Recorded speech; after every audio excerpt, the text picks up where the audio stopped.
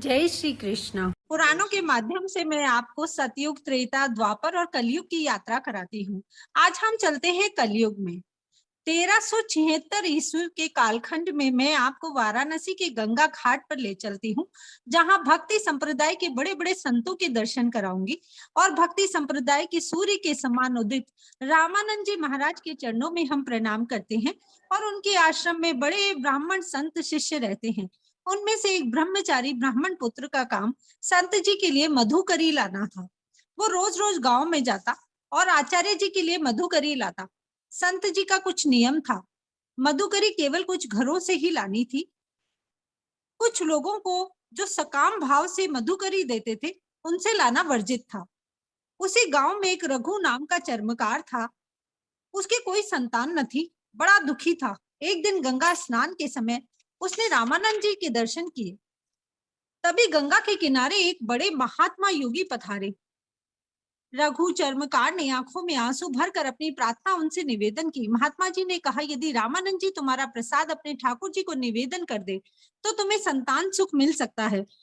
रघु चर्मकार दौड़ा दौड़ा एक वणिक के यहाँ पहुंचा और वणिक से कहा कि आचार्य का शिष्य गांव में मधुकरी लेने जाता है। यदि तुम थोड़ा आटा चावल किसी भी तरह उसे मेरी तरफ से दे दोगे तो मैं तुम्हें दुगना धन दूंगा। वणिक ने दूसरे दिन से उस ब्रह्मचारी को देखते ही कहना शुरू कर दिया, आप कृपया करके आटा चावल मेरे पास से ले जाया करें, कभी हम पर भी कृपा किया करिए। लेकिन ब्रह्मचारी ना माना। कई दिन बीत गए। एक दिन तेज मूसलाधार बारिश में ब्राह्मण कुमार को वणिक ने समझा बुझाकर आटा और चावल दे दिया। यदि बारिश में नहीं ले जाओगे तो तुम्हारे आचार्य भूखे रह जाएंगे और तुम पाप के भागी बनोगे। वो सरल ब्राह्मण ब्रह्मचारी वणिक से मधुकरी लेकर तो आ गया। अब आचार्य ने भोजन बनाकर ठाकुर जी को भोग लगाया। उनकी मानसी पूजा में ठाकुर जी साक्षात आकर भोजन को आरोग्य थे, लेकिन आज ठाकुर जी ना आए। आचार्य रामानंदाचार्य जी बड़े दुखी मन से शिष्य से पूछने लगे कि आज का अन्न कहाँ से लाए हो। अन्न दूषित था। शिष्य डर गया, जानता था कि गलती हो गई। रोते रोते चरण पकड़ लिए। रामानंदाचार्य जी त्रिकालदर्शी थे, भूत भविष्य और वर्तमान जानते थे। ध्यान लगाया, ओ सकाम भाव से फल की इच्छा के लिए ये प्रसाद आया था। अगर नहीं दूंगा तो ईश्वर के प्रति भाव झूठा हो जाएगा और भक्त की महिमा का अनादर होगा। प्रकट भाव में तनिक क्रोध करके बोले, ब्रह्मचारी चर्मकार का भाव लेकर आया था, जा चर्मकार की जाति में जन्म ले। ब्रह्मचारी ने हाथ जोड़कर श्राप को सहर्ष स्वीकार कर लिया और आज के 570 वर्ष पूर्व रघु चर्मकार के घर एक पावन आत्मा ने जन्म लिया, जो पावन कर्म थी, पवित्र कीर्ति थी, लोक मंगलकारी थी और परमहंस अवस्था की थी। वो थे हमारे संत शिरोमणि मीराबाई के गुरु रैदास जी। जी हाँ, रघु चर्मकार के यहाँ रैदास जी प्रकट हुए। पुराण कहते हैं कि 7 जन्म के ब्राह्मण के रूप में आ रहे थे, लेकिन मोक्ष नहीं मिला था। अब चर्मकार बनकर आए तो मोक्ष मिला और सदगति मिली। अतः गर्भ महत्वपूर्ण नहीं है, कर्म महत्वपूर्ण है। अतः कलयुग को अपनी भक्ति की जोत से पावन करने वाले परम राम भक्त जो कहते थे कि मम क्रम वचन तिहारी आशा, ऐसी भक्ति करे रैदासा। भक्तमाल कहती है कि जब संत जन्म लेता है तो कुल पवित्र हो जाता है, जननी कृताग्ध हो जाती है और वसुंधरा पुण्यवती हो जाती है। बालक ने जन्म लेते ही माँ का दूध नहीं पिया, डर था कि कहीं दूषित हो गया तो क्या होगा। 3 दिन बीत गए। चर्मकारों की बस्ती में हाहाकार मच गया। बच्चा भूख प्यास से मर जाएगा। खबर रामानंद जी के पास पहुंची। कहते हैं स्वयं रामानंद जी चर्मकारों की बस्ती में पधारे, बालक को गोद में लिया, सिर पर हाथ फेंक कर आदेश दिया, बालक दूध पियो, बड़े लोक मंगल के कार्य करने के लिए आए हो। पूर्व जन्म की स्मृति बालक के मन में थी, अतः संत के आदेश से सब दुविधा दूर हो गई। कालांतर में बालक बड़ा हुआ। पिता ने जूते गाड़ने का काम दे दिया। अब मन तो सदा भागवत भजन में लगा रहता। चिंतित पिता ने विवाह करके अलग कर दिया कि अब अपना जीवन यापन स्वयं करो। पत्नी भी ईश्वर की बड़ी भक्त थी। दोनों रात दिन भक्ति करते, जो कुछ थोड़ा बहुत मिलता उससे एक वक्त का भोजन करते और बाकी से संत सेवा करते। मानस में तुलसीदास जी कहते हैं कि तुलसी भरोसे राम के, निर्भर हो के सोए, अनहोनी होनी नहीं, होनी हो सो होए।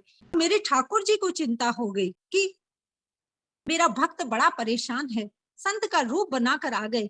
रैदास जी की कुटिया में आकर बोले कि मैं आपकी सेवा से प्रसन्न हूँ, ये पारसमणि रख लीजिए, और चमड़ा काटने वाली छुरी से छुआ कर दिखा दिया। छुरी तो सोने की हो गई। रैदास जी को बड़ा क्रोध आया। संत होकर माया में मुझे मुझे रिझाते हो।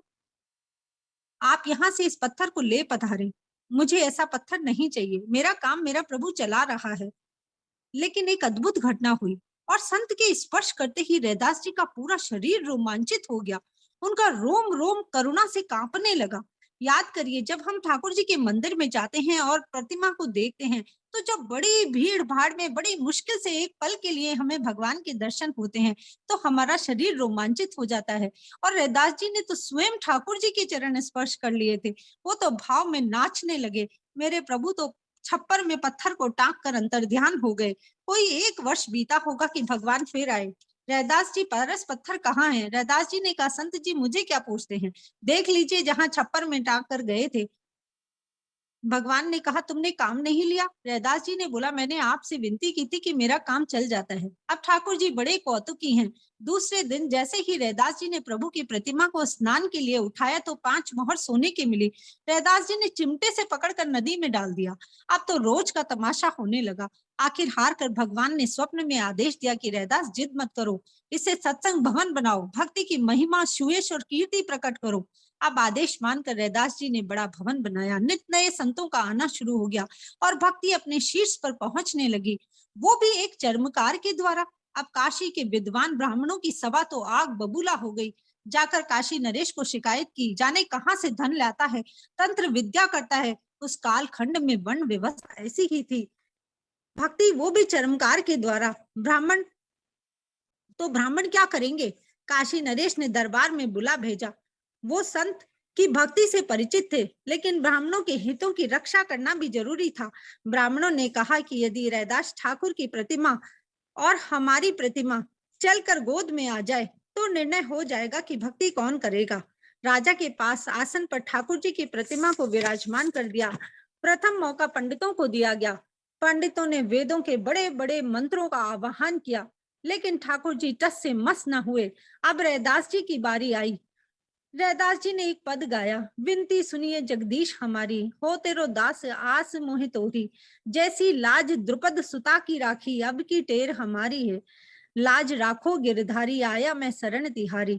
और भाव में करुणा का जल आंखों से उमड़ने लगा, बहने लगा। दोनों हाथ जोड़कर पुकारा, दर्शन दीजिए राम, विलंब न कीजिए, अब तारोगे नहीं तो मेरी हंसी करेंगे लोग, दर्शन दीजिए राम। पुकारते पुकारते व्रती तदाकार हो गई, जिह्वा के शब्द आत्मा की पुकार बन गए। प्रभु तो उस क्षण की ही प्रतीक्षा कर रहे थे। मेरे ठाकुर जी छन छन पायल छनकाते चलकर रैदास जी की गोद में आ गए, जैसे कभी जशोदा के बुलाने पर आए थे। काशी नरेश की सभा रैदास जी के जयकारे से आकाश गुंजायमान करने लगी। काशी नरेश ने माथा टेक दिया एक चर्मकार के चरणों में, लेकिन पंडित तो खड़ गए। महाराज, ये तो कोई तंत्र था, चुंबक था ठाकुर जी के इनके, हम नहीं मानेंगे। अब की बार काशी विश्वनाथ के मंदिर में परीक्षा होगी। ब्राह्मणों की बड़ी हंसी उड़ी थी, लेकिन वे, मेरे ठाकुर जी भी बड़े कौतुकी हैं। वे चाहते ही होंगे कि रैदास जी को और प्रशंसा मिले, क्योंकि भक्ति तो निर्भय करती है। सब पहुंचे काशी विश्वनाथ के मंदिर में। भगवान आशुतोष को एक माला पहनाई गई। यदि ये माला टूट कर गिर जाए ब्राह्मणों के आवाहन से, और यदि रैदास जी के आवाहन से, तो वही भक्ति करने का अधिकारी होगा। ब्राह्मणों ने पूरे स्वर में रुद्राष्टक से भगवान विश्वनाथ की आराधना की। सुबह से शाम हो गई, गले सूख गए, लेकिन भगवान भोलेनाथ तो शांत ही थे। अब रैदास जी की बारी आई। रैदास जी ने टेर गाई, ओ ओछी जाति मेरी, ओछा कर्म हमारा, मैं बलिहारी जाऊं, प्रभु मेरे पास आओ। और संत कहते हैं कि जैसे नरसिंह मेहता को राग केदारा सिद्ध था, जैसे जयदेव का गीत गोविंद सिद्ध था, रैदास जी का गाया भक्त की महिमा का वर्णन, भगवान भोलेनाथ की माला टूट कर गिर गई। भक्त की भक्ति का सुयश फैल गया। काशी नरेश ने जय जयकार की और संत की महिमा सिद्ध हो गई। पर रैदास जी अब और अंतर्मुखी हो गए। कुटिया में जूते गांठते, कहीं भी नहीं जाते। काशी नरेश दर्शन करने आते। एक दिन की घटना है, काशी नरेश सुबेरे सुबेरे रैदास जी के पास आए। रैदास जी भगवान की मानसी पूजा कर रहे थे और प्रत्यक्ष में जूते गांठ रहे थे। राजा ने प्रणाम किया। रैदास जी ने चमड़ा घिसने वाले कठौते में चरणामत दे दिया। अब तो राजा को असमंजस में पड़ गया, चमड़े का पानी कैसे पीऊं, और नहीं पीऊं तो संत का अपमान होगा। बड़ी चतुराई से कुर्ते की बाह के अंदर गिरा दिया। कुर्ते की पूरी बाह लाल हो गई और काफी प्रयास के बाद भी साफ न हुई तो धोबी के पास भेजा गया। धोबी ने दांत से कुचल कर देखा कि धब्बा किस फल के रस का लगा है, और कहते हैं दांत पर लगते ही धोबी को तो परम अवस्था प्राप्त हो गई। काशी की गलियों में नाचता फिरे। खबर राजा को मिली। दौड़े दौड़े रैदास जी के पास गए। गुरु जी चरणामत दीजिए। रैदास जी ने कहा, चरणामत तो उस दिन था, अब तो चमड़े का पानी है। ऐसी ही घटना घटी। भक्ति संप्रदाय के सबसे बड़े गुरु गोरखनाथ जी के रैदास जी से मिलने के लिए गए। बोले, रैदास जी प्यास लगी है। रैदास जी ने कठोते में से जल गोरखनाथ जी के कमंडल में भर दिया। गोरखनाथ जी को बड़ा बुरा लगा। भले आदमी ने सोचा भी नहीं, चमड़ा घिसने वाला जल कमंडल में डाल दिया। गुस्से से कबीरदास जी के पास पहुंचे। कबीरदास जी को कहने लगे। तभी कबीरदास जी की पुत्री कमाली वहां आई और उसने कमंडल का जल पी लिया। कहते हैं कुछ साल बाद गोरखनाथ जी मुल्तान पहुंचे। उन्होंने नियम ले रखा था कि जो उनके कमंडल को भर देगा उसी से दीक्षा लेंगे।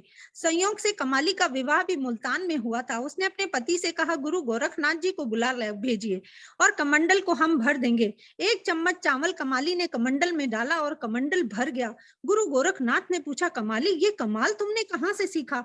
उसने बताया कि जो कमंडल का जल आप रैदास जी से लाए थे, जो मैंने पिया था, तभी से ये कमाल हो गया। अब तो गोरखनाथ जी तुरंत योग विद्या से रैदास जी के पास गए और कहते हैं कि कमंडल को जल लगाकर मुंह से पीने लगे तो रैदास जी ने हंसते हुए कहा, गोरखनाथ जी गंगा का जल तो उसी दिन था, आज तो चमड़े का पानी ही है। तभी रैदास जी का ये भाव बहुत प्रसिद्ध है कि मन चंगा तो कठौती में गंगा।